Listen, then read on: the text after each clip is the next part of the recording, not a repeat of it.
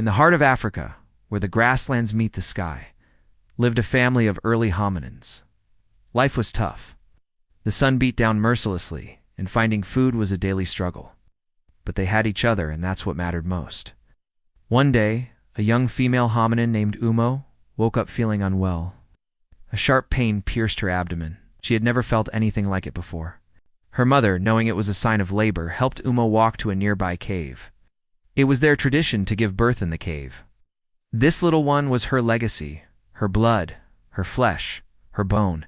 She would do anything to protect him. But the harsh reality of their world was unforgiving. There were dangers everywhere. Umo's baby slowly emerged. She felt a sense of pride and terror. Umo felt a deep sadness wash over him.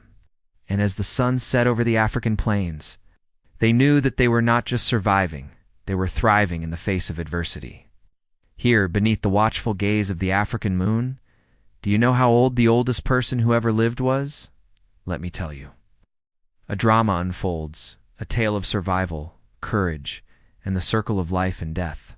For they were the children of Africa, and their story was just beginning. He knew that death was a natural part of life, but that didn't make it any less painful.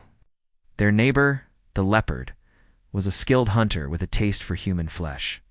Its stealthy steps and deadly claws made it a terrifying predator.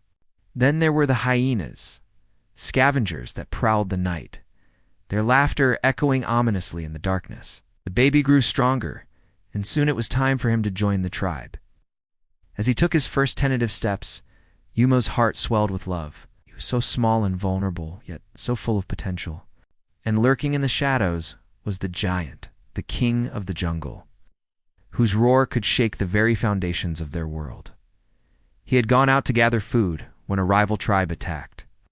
They fought over scarce resources, and in the chaos, Kato was bitten by a venomous snake. The bite quickly spread through his body like wildfire, and there was nothing Umo could do to stop it. Even the smallest creatures, the insects and snakes, could be deadly, carrying diseases that could wipe out their entire family.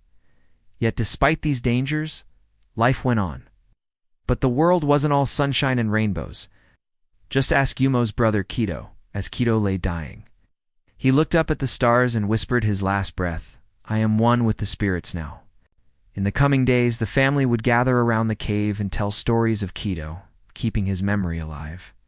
It is a land where the lion still reigns supreme, its golden hues painting the endless savannas. This is our African wilds,